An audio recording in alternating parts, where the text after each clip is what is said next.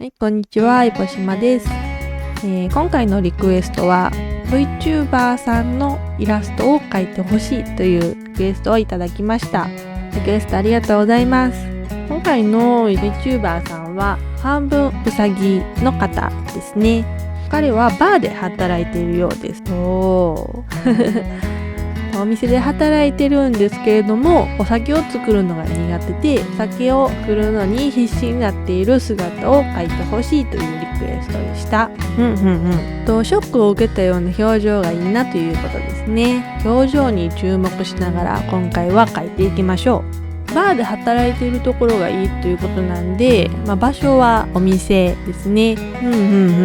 で、考えなきゃいけないところは、お酒を作るのが苦手であるところと、ショックを受けたような表情というところで、どういうふうに苦手で、どういうふうなことがあってショックを受けているのか、っていうところをしっかり考えながら書いていきたいなと思います。いろいろありますからね。苦手というのも、例えばシェイカーでお酒を混ぜてカクテルに注いでみたら変な色のお酒になっちゃったとか、おちょこちょいすぎて周囲にあるお酒の瓶を倒してしまってお客さんにお酒がかかっちゃったとか、単純に滑って転ぶとか滑って転んでお店にあるお酒を割ってしまうとか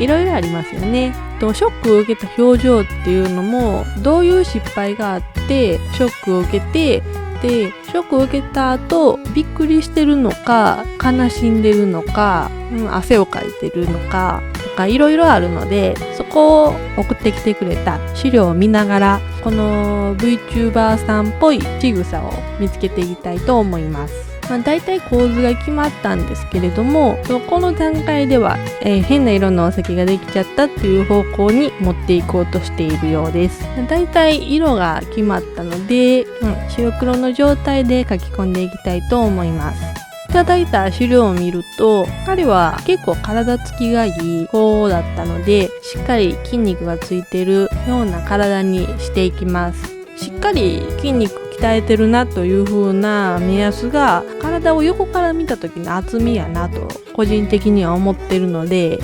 脇腹あたりの厚みをね、しっかり描いていくようにしております。逆に言うと、細身の人を描きたいなという時は、横から見た時にちょっと薄っぺらいお腹とか、ほんまに内臓入ってんのかなって思うぐらいペラッとした感じにするといい感じになりますね。全体のバランスを見ながら、手はこの位置がいいかなとか、肘は手より高い方がいいかなとか考えながら塗っていってます。顔に移っていきますね。今の、顔も可愛いんですけれども、もっと焦ったような、本当にびっくりしてるような顔にしたかったので、またね、頭蓋骨から描いて一から描き直しました。やっぱ表情がびっくりしたような表情がいいですねと書いてあったので、今回の絵の一番大事なところかなと思ったので、びっくりした表情っていうのに力を入れて描いてます。可愛い顔に描けましたね。色を塗って、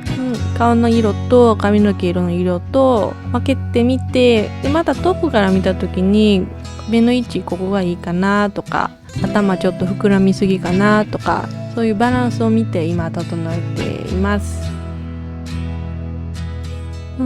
時々左右反転させながら、体の動きが不自然じゃないかなとか、顔の位置がねおかしくないかなとかいうバランスを見ています顔が描けたっぽいので、顔に満足いったみたいなので、体を描き込んでいきます。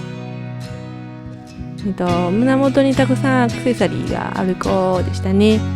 服の色の境目が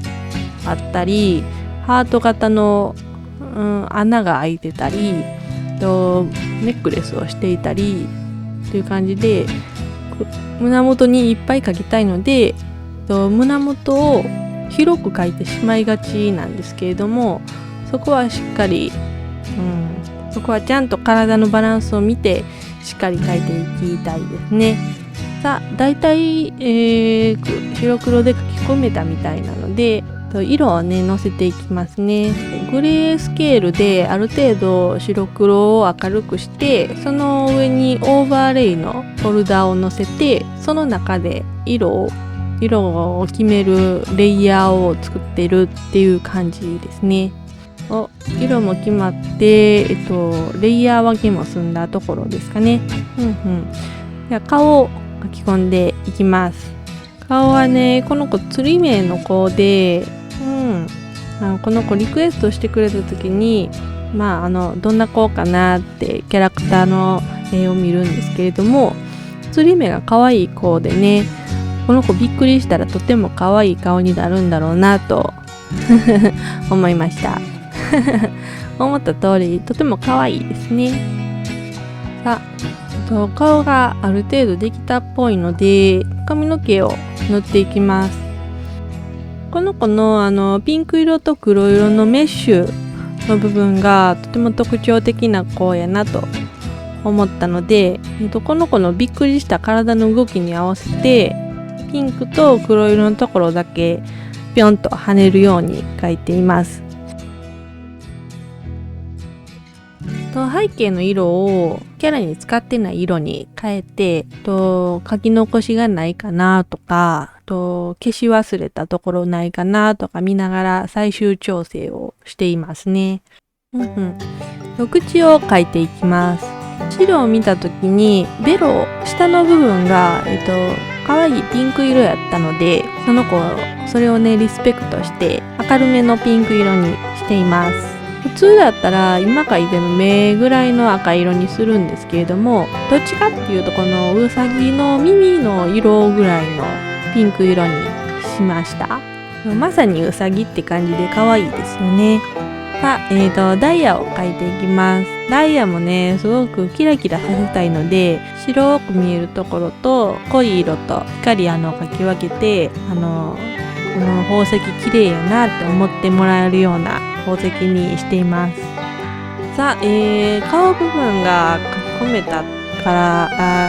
めたので体に移っていきます。しっかりね筋肉質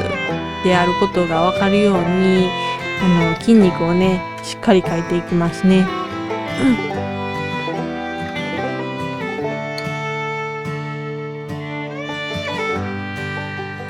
今回の子は、うさぎの VTuber の方だったので、驚いた時にぴょんとジャンプしてしまうという癖があるっていう風に勝手に考えて今びっくりしてジャンプしてるっていうポーズにしました。驚き方っていろいろあると思うんですけれども、例えば後ろにのけぞったりとか、なんなら転んじゃったりとか、いろいろあると思うんですけれども、今回の子はうさぎさんだったので、びっくりするとジャンプするという風なキャラクター性にしました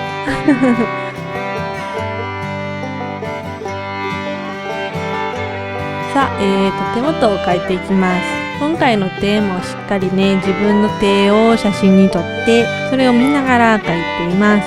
部屋にあったペットボトルを持った手を写真に撮ってます